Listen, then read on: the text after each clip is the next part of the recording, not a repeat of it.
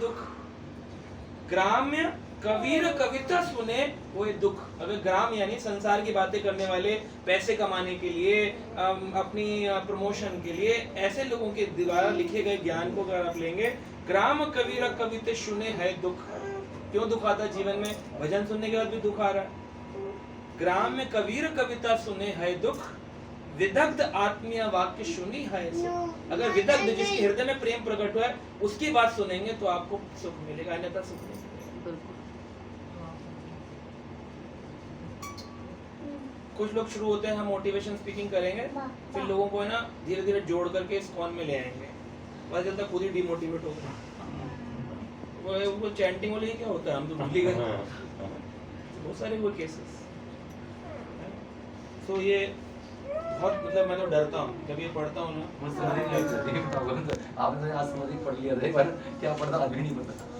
फिर आप तो कहते मैं सब पढ़ चुका हूँ। ये पढ़ा था इतना समझ आई है प्रभु जी, पढ़ना तो नहीं है, समझ कभी भी चीज नहीं है इसके अंदर से। तो उन्होंने, हम रुक जाओ, हाँ, तो उसमें उन्होंने बोला, एक व्यक्ति था जगन्नाथ जी पे नाटक लिख के लाया, बोला मैंने जगन्नाथ पे नाटक लिखा, चैतन्य महाप्रभु को सुनाना चाहता हूँ। तो चैतन्य महाप्रभु के टाइम पे परमिशन ली जाती थी, पहले स्वरूप दामोदर सुनेंगे, उसके बाद चैतन्य महाप्रभु को सुनाया जाएगा। ऐसे ही नहीं होता था कि बोले कि जैसे राकेश प्रभु के पास कोई आता है, बोलता है प्रशांत को ग्रुप में जोड़ सकते हैं, तो राकेश प्रभु मुझसे पूछते हैं प्रभु जी आप जोड़ सकते हैं? मैं कहता हूँ हाँ जोड़ सकते हैं, फिर उनको बोलते हैं हाँ जोड़ सकते हैं। ऐसे एक अप्रूवल सिस्टम रखा था चैतन्य महाप्रभु ने, तो वहीं से आया ये सिस्टम। तो उन्होंने कहा कि सब लोग सुनो, तो स्वरूप दामोदर ने मना कर दिया, मैं नहीं सुनता। मैंने कहा नहीं मैं बहुत बड़े राइटर है। बाकी लोग बोले अरे इनकी बड़ी प्रसिद्धि है, बड़े अच्छे राइटर है, जगन्नाथ जी पे नाटक लिखा है, आपको जरूर सुनना चाहिए। फिर महाप्रभु को सुनाएंगे, उनको कितना आनंद आएगा। नाटक, जगन्नाथ जी थे, भक्त था, आया दर्शन की लीला। तो उन्होंने कहा अच्छा ठीक है। तो हम स्वरूप दामोदर सुनने बैठे, उसने जैसे ही सुनाना शुरू किया, पारा गर्म हो गया स्वरूप दामोदर का। कहता है अरे मूर्ख, अपना कैला सर्वनाश, तूने अपना तो सर्वनाश किया ही किया, द्वैत ईश्वर तार नहीं के विश्वास। तुझको इस बात का अभी विश्वास हो रहा है कि लकड़ी है जगन्नाथ जी, उसमें परब्रह्म प्रकट होते हैं। लकड़ी है जगन्नाथ जी, उसमें परब्रह्म प्रकट होते हैं, और फिर जगन्नाथ और विग्रह अलग अलग है। इस तरह से उन्होंने बोला। तो तुझे अभी तक ये नहीं पता कि जगन्नाथ के विग्रह होते हैं, उसमें ये नहीं होता है कि लकड़ी होती है, वो उसको लकड़ी लकड़ी कह करके तो अपना अपमान कर रहा है। तो उन्होंने कहा पूर्ण आनंद चित्त स्वरूप जगन्नाथ राय, तार कैली जड़ नश्वर प्राकृत काय। अगर तू प्राकृत कहेगा भगवान जगन्नाथ के शरीर को, तो तू नरक में चला जाएगा। इसलिए चैतन्य महाप्रभु कह रहे हैं दोनों को अपराध लगता है। किसको? जो रॉन्ग फिलॉसफी बोलते हैं और जो रॉन्ग फिलॉसफी सुनते हैं, ये दोनों ही नरकगामी होते हैं। बोल रहे हैं दुईठाई अपराध पाइबे दुर्गति, दुईठाई अपराधे पाइबे दुर्गति, अतत्व ज्ञान तत्व वर्णे तार ऐ रीति। अगर कोई अतत्व ज्ञान को ज्ञान प्रकट करेगा, उसकी ये रीति है कि दोनों के दोनों नरक में चले जाते हैं। बहुत मुश्किल है। तो एक कथावाचक थे, राम कथा, बड़े पॉपुलर हैं। उनको ना उनकी कुकिंग होती है, हर रोज 7 दिन की कथा करते हैं, बहुत सुंदर गीत भी गाते हैं। राम जी के बहुत अच्छे हैं, पटका भी डालते हैं, श्री राम लिखा हुआ, लेक्चर देते हैं। और वो राम जय जय राम कीर्तन शुरू होता है, और पूरी राम जी की शादी होती है, राम जी का ये होता है। तो एक दिन मैंने उनको, किसी ने बोला बड़े अच्छे सुनिए प्रभु जी, में सुनाइए। सुनने बैठा तो बोलते हैं वो निराकार राम बनकर के प्रकट हो जाता है, कृपा करने के लिए प्रकट हो जाता है। वो कौन है? ये क्या हो गया? अब सुनना चाहिए उनकी राम कथा को। बड़े पॉपुलर, पब्लिक आती है, पंडाल लगता है बड़ा सा, नीचे पोस्टर लगता है राम कथा के प्रवक्ता, ये नीचे लोग कहते हैं जय जय श्री राम, वो भी जय श्री राम बोले, लेकिन राम बोल तो रहे हैं। ये राम के पीछे भाव क्या? राम मनुष्य शरीर में प्रकट हो रहा है। वही चीज ये बोल रहा था आकर जगन्नाथ नाटक। स्वरूप दामोदर ए मूर्ख, अपने भी दुर्गति कर रहा है, हमारी भी कर रहा है, भाग यहाँ से, भाग जाए। इसलिए ऐसे रसाभास है कि नहीं। बड़ा सुनने से पहले, पढ़ने से पहले कौन सी पुस्तक पढ़े, बड़ी गाइडेंस की जरूरत है। गए वृंदावन से किताब खरीद ली, बड़ी अच्छी लगी, उसमें ऐसे चैतन्य महाप्रभु बने होते खरीद ली, एक राधा रानी बनी होती खरीद ली, पढ़ने बैठ गए। कहाँ के कहाँ निकल जाए, कौन से राष्ट्र। अगर सभी गोलोक धाम जा सकते होते तो ये सब प्रणालियां, परंपरा, गुरु शिष्य रिलेशनशिप, ये सब की आवश्यकता नहीं थी। डर जाते हैं हम तो पढ़ करके। इसीलिए प्रभुपाद जी के ग्रंथ कुछ लोग कहते हैं हमने पढ़ लिया, अब क्या पढ़े। ग्रंथ पढ़ो, ये सब समझने में पूरा जीवन निकल जाए, समझ में नहीं आएगा। वो कहाँ रसाभास हो जाएगा, आपको मालूम है राइटर ने क्या किया नहीं किया। या तो इतना फेथ हो कि कुछ भी सुन लेंगे, मेरे ही पापा रहने वाले हैं। आप गए पड़ोस में खेलने के लिए, मिलने के लिए, उन्होंने कहा तुम्हारी मम्मी गलत बोलती है, तुम्हारे पापा जो है ना ये नहीं है, इनका ब्रेकअप हो गया था, जो रहते हैं दूसरे वाले हैं, तुम तो पैदा भी नहीं हुए थे तब। अच्छा अच्छा, पापा आप बताओ मम्मी के साथ कब से हो? डाउट आ गया ना। ऐसे आदमी को बाहर नहीं आना चाहिए। लेकिन जिसको विश्वास है कि मेरी माँ जो है सही बोल रही है, बोला नहीं बेटा यही है तेरे, नहीं मम्मी पड़ोसी आंटी बोल रही थी ये वो वाले नहीं है। डाउट अगर क्रिएट हो सकता है तो आपको बाहर नहीं जाना चाहिए। इसलिए लोग बोलते हैं इस्कॉन वाले लोग बाहर का नहीं पढ़ते, बाहर का नहीं सुनते, बाहर से नहीं मिलते। उन लोगों के लिए जो अभी इस लेवल पे नहीं, कुछ भी हो जाए प्रभुपाद जी का जीवन साथ में नहीं छोड़ूंगा, गुरु महाराज का नहीं छोड़ूंगा, इस्कॉन का नहीं छोड़ूंगा, ऐसा लेवल जब तक ना आ जाए तब तक तो टच भी नहीं करना चाहिए किसी भी चीज़ को। कोई गाना, कोई भजन, कोई लेक्चर। इसीलिए परंपरा में जिनसे हम गाइडेंस ले रहे हैं, काउंसलिंग ले रहे हैं, उन्हीं को सुने। सोशल मीडिया का जो जिसने जितनी कृपा है उससे 99% ज़्यादा उसने वाट लगाई है समाज की। स्क्रॉल करते रहते हैं, कुछ भी आया उसमें लिखा जानो कौन है कृष्ण, सुन लेगा। प्रभु जी वो तो ऐसे बता रहे थे, कौन बता रहे थे? एक थे, क्या नाम था वो भी नहीं पता, कौन बजा रहे थे वो भी नहीं। तुम्हारे दिमाग में कंफ्यूजन क्रिएट करके चले गए। एक दिन हम लेक्चर ले रहे थे क्लास में, तो उसमें मैंने पूछा कौन है?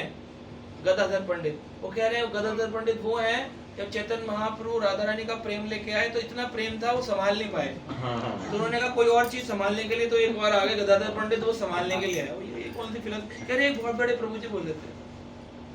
कौन से प्रभु जी थे? क्या नाम था उनका? नाम बताएंगे नहीं, ये अपराध लग जाएगा। वो वैसे गड़बड़ घोटाला करके बैठ गए अपनी फिलोसफी का। मैं कहा कहाँ लिखा है चैतन्य चरितामृत में, कौन से श्लोक का कौन सा प्यार बताया? प्रभुपाद जी ने रात रात किसके लिए लिखा? अगर हमें यही सब बेड़ागर्क करना था, किसके लिए लिखा? ऑथेंटिकेटी के लिए पढ़ो। क्या समझ में आया आपको? कुछ नहीं, क्या बताओ? अभी तो क्वेश्चन पूछा था। पूछो, क्वेश्चन जो पूछ रहा पूछो। प्रभु जी भाई पता चल जाएगा इतना समझ में आया, क्वेश्चन से पता चल जाएगा। मेरे दो क्वेश्चन जैसे आपने अभी बताया था। दो का एक से बड़े बड़े थोड़ी देर तीन में बोलो। दो क्वेश्चन थे प्रभु जी। जैसे आपने कहा कि गलत शिक्षा जो लेते हैं, जो देते हैं और जो ग्रहण करते हैं, वो दोनों ही नरक में जाते हैं। हाँ। अब जो ग्रहण करें प्रभु जी उनको कैसे पता चलेगा? ये गुरु साधु शास्त्र। आरबीआई का मैं आपको 500 रुपए का नकली नोट लेके डिवोटी के जैसे प्रसाद ले जाऊं, दोगे? आपको तो ऐसे ही बोलते अरे मैं अपनी बात नहीं कर रहा हूँ। मैं बोल रहा हूँ डिवोटी की जैसे प्रसाद लेने आया, मैंने आपको नकली 500 रुपए का नोट दिया, आपको पता चलेगा नकली है? कैसे पता चलेगा? उसकी पहचान जो तो पहचान है ना, वो पहचान यहाँ से।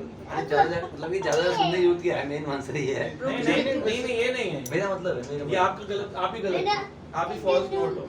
ये चेक करो ना यहाँ से, सबको सुनो ना, चेक करो। 500 रुपए हर आदमी से रिसीव करो, पर चेक करो क्या है। प्रभु जी में इतनी बुद्धि तो नहीं कि इसको समझ के इसको मुझे वो लोग तो पढ़ ही नहीं पाते, वो तो कंपेयर करेगा जो पढ़ेगा। प्रभु जी जैसे आपने बताया, जैसे मैंने अभी आपको बताया, कहाँ से बताया? मैंने अपने मन से कोई चीज बोली, नहीं रेफरेंस बताया, अभी आपको पता है, अभी से चेक करते रहो। प्रभु वो जी तो मुझे जैसे जो आपने इसके बाद बताया, में बैठ के राम कथा बोलेगा, जो जाके करते बोलेगा, हैं, बोलेगा। जो राम कथा करते हैं मायावादी हैं उन्होंने, लेकिन उनका सर्वनाश होगा, जो सुन रहे हैं उनका भी, लेकिन उनको तो पता ही नहीं चैतन्य चरितामृत क्या होती है। तो किसकी गलती है? किसी की, उनकी तो उनको आपको तो पता है, आप दुनिया को छोड़ता अपना तो पहले करो उपकार तब परोपकार। भारत भूमि पे जन्म ले ले जार, जन्म सार्थक करी, उपकार फिर परोपकार। प्रभु जी नहीं, मैं उनको छोड़ दो ना, उनका इतना कंपैशन क्यों आ रहा है आपको? उनके लिए अपनी संभाल लो पहले, अपना तो संभालो। ऐसे आप बोलोगे मांस खा रहे हैं, उनको क्यों नहीं समझ में आ रहा? वो ये कर रहे हैं, आसाराम जी के फॉलोअर, उनको नहीं समझ आ रहा, ये ओम शांति के फॉलोअर, उनको समझ। अब इतना कंपैशन नहीं रख सकते हम ना, उसका सौभाग्य नहीं है, उसका समय नहीं आया है। बोला ना कृष्ण कथा जिसके अंदर रुचि होवे भाग्यवान, तो भाग्यवान है, उसका भाग्य गिरा हुआ, हम क्या करें? कर्म, उसने मांस खाया होगा, फिर सत्संग में जाता होगा, हम क्या करें? और जो पहुंच गया और वो भी ना समझे तो फिर तो हम भी दुर्भाग्यशाली हो जाएंगे। जो समझ के नहीं करे वो दुर्भाग्यशाली। और प्रभु जी मेरा दूसरा क्वेश्चन एक्चुअली एक हो गया आंसर, मुझे पहले ही नहीं पता चला।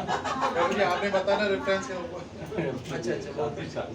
दूसरा क्वेश्चन है, जैसे प्रभु जी मतलब ये अधिकतर जैसे हमारे घर में भी लड्डू गोपाल जी को और कृष्ण जी, लेकिन वो है तो दोनों कृष्ण प्रभु जी। अब जैसे अभी रस की बात कर रहे हैं, तो कृष्ण रस तो सब जैसे कुछ है, प्रभु कृष्ण तो विष्णु रूप भी है, कृष्ण तो शक्ति भी है, कृष्ण तो विराट रूप भी है, कृष्ण तो कण कण में समाया है। तो कहाँ तक हम रस पूजा में जैसे करेंगे? प्रभु जी आपने एग्जांपल दिया था कि जैसे राम जी और कृष्ण जी को साथ में वो रस अगर मिल गए या किसी तो ने राम और कृष्ण में क्या भेद है? रस का ही तो भेद है। ऐसी लड्डू गोपाल और कृष्ण में क्या रस का है? अच्छा एक बात बताओ, हमारी परंपरा में राधा रानी के साथ हम हरे कृष्ण मंत्र बोलते हैं या कृष्ण कृष्ण कृष्ण कृष्ण बोलते हैं? आपने चेंज कर लिया होगा मंत्र, नहीं कृष्ण कृष्ण कर रहे हो बोल रहे हो। नहीं, मुझे हरे कृष्ण। हरे के साथ बोलते हैं। हरे मतलब क्या है? राधा रानी। लड्डू गोपाल में राधा रानी कहाँ है? हाँ, नहीं है। जब लड्डू गोपाल थे, लड्डू गोपाल नाम क्यों आया? कहाँ से आया है? किसने दिया नाम? है कुछ परंपरा का ज्ञान? लड्डू मतलब कि छोटे छोटे बच्चे लड्डू खाते हैं, तो यानी कि मान के चलो 1 साल की अवस्था से भी नीचे के, क्योंकि 1 साल के ऊपर तो बालक हो जाता है और 5 साल के ऊपर पौगंड हो जाता है, 10 साल के ऊपर किशोर हो जाता है, 15 साल के ऊपर युवा हो जाता है। तो सभी हम भी, जैसा भी ये बच्चा कितने साल का है? 3 साल हो जाएगा। तो ये भी बालक है। ये कितने साल का है? ये पौगंड में है। आप कितने के हो? 60। ये युवा में है। तो इस तरह से हम डिफरेंशिएट कर सकते हैं। पहला है शिशु, फिर बालक, फिर पौगंड, फिर किशोर, फिर युवा। तो 10 से 15 किशोर अवस्था है। तो भगवान की हम बोलते हैं ना किशोर लीलाएं।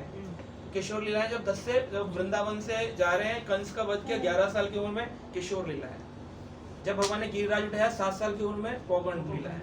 जब भगवान ने 3 साल की उम्र में वध किया बकासुर का, वो बाल लीला है। और जब भगवान ने लड्डू खाया, वो कौन सी लीला है? शिशु लीला है, 1 साल से भी नीचे। अच्छा, जब भगवान 1 साल के हो गए तब राधा रानी प्रकट हुई।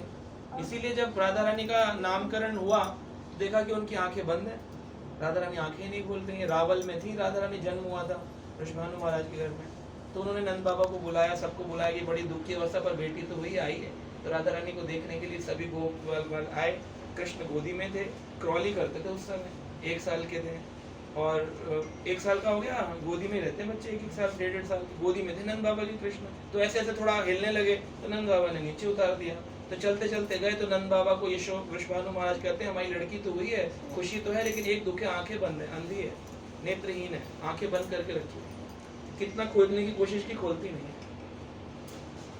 तो देखा थोड़ी देर में सब लोग चिल्ला रहे, हरि बोल, आंखें खुल गई, आंखें खुल गई। क्या हुआ? कृष्ण क्रॉल करते हुए गए, झूले में लेटी हुई थी राधा रानी, उनका झूला पकड़ा और उठ करके देखा और स्पर्श किया ऐसे हाथ से। ऐसे स्पर्श हाथ किया तो राधा रानी समझ मेरे कृष्ण आ गए। उन्होंने प्लान किया था, जब भी पृथ्वी पे जाऊंगी सेवा करने, सबसे पहले प्रभु आपका दर्शन करूंगी, तभी आंखें खोलूंगी। उसको कहते हैं नेत्र उत्सव। राधा रानी का नेत्र उत्सव हुआ। तो राधा रानी कितनी है? 15 दिन की हैं, और कृष्ण कितने? 1 साल के हैं। यानी कि 1 साल से पहले जो शिशु लीला उसमें राधा रानी है ही नहीं, तो लीला कैसे होगी? तो राधा लड्डू लीला कोई नहीं हुई है कि राधा रानी लड्डू लेके आई, कृष्ण को कहा तू मेरा खा ले, मैं तेरा खा लूं। ऐसे कोई लड्डू इसलिए लड्डू गोपाल गौड़ीय वैष्णव संप्रदाय में नहीं आते। हमारी से ये पुष्टि मार्ग संप्रदाय, उसमें लड्डू गोपाल जी की सेवा करते हैं, शिशु रूप में पूजा करते हैं। पर हम पुष्टि मार्गी तो नहीं है, हम वल्लभाचार्य संप्रदाय से भी नहीं है। हमारी संप्रदाय तो माधवेंद्रपुरी है, और हमारी संप्रदाय तो चैतन्य महाप्रभु, विष्णु चक्र ठाकुर है, प्रभुपाद है, भक्ति सिद्धांत महाराज है। तो हमें अपनी परंपरागत ही विग्रह सेवा करना, परंपरागत भाव लेना है। अगर वो नहीं लेंगे तो फिर रसाभास करेंगे।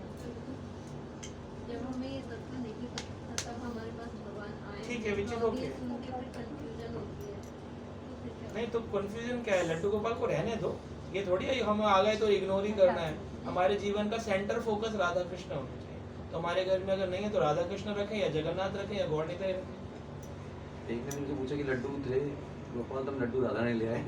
ये बिल्कुल ही गलत है। लड्डू गोपाल थे, लड्डू राधा रानी ले आए, जोड़ा बना दिया लड्डू गोपाल। लड्डू गोपाल लड्डू राधा रानी में तो माधुर्य रस है ही नहीं। मतलब शिशु रूप में भगवान चालू हो गए। और बता लड्डू राधा ने थे नावल में है, फिर हम लड्डू राधा ने ले आए। गलत है बिल्कुल। सच में बोला हाँ, लड्डू राधा रानी नहीं, ये हर जगह प्रभु जी, आप- नावल में है, लड्डू लेके बैठे हुए ये हैं। संप्रदाय के है ना, जो लड़ी की बनी, हाँ, वो लल्ला और लल्ली करते हैं। हाँ, लाला लल्ली हाँ करते हैं। लगता है। ठीक है, सबके अपने भाव हैं, उनको करने दो। तो प्रभु जी, जैसे हम लोग तो इस कौन से जुड़े हुए हैं, तो हमें संप्रदाय का पता है, हमारी गुरु परंपरा का पता है। प्रॉब्लम किसकी? कंपैशनेट बहुत है लोग। हाँ, तो आपको तो पता करने आए थे, और किसके लिए? प्रभु जी, जैसे अभी हम जैसे हम अपने घर में अगर समझाना हो इस चीज़ को कि हमारे मेन फोकस राधा रानी है, तो ये मतलब कैसे शुरू कर सकते हैं उनको समझाने के लिए? समय लगे, पहले कुछ समझ नहीं। वो लेक्चर हमारे लिए है ये नहीं, शुरू हमारे से होता है, दूसरों से नहीं। जब हम किसी आपको धोती कुर्ता पहनना है, घर वालों को समझाने में कितना देर लगी? मेरे को तो अभी तक समझा नहीं पाया। तो बस वही, जितनी देर उसमें लगी उतनी देर उसमें भी लगेगी।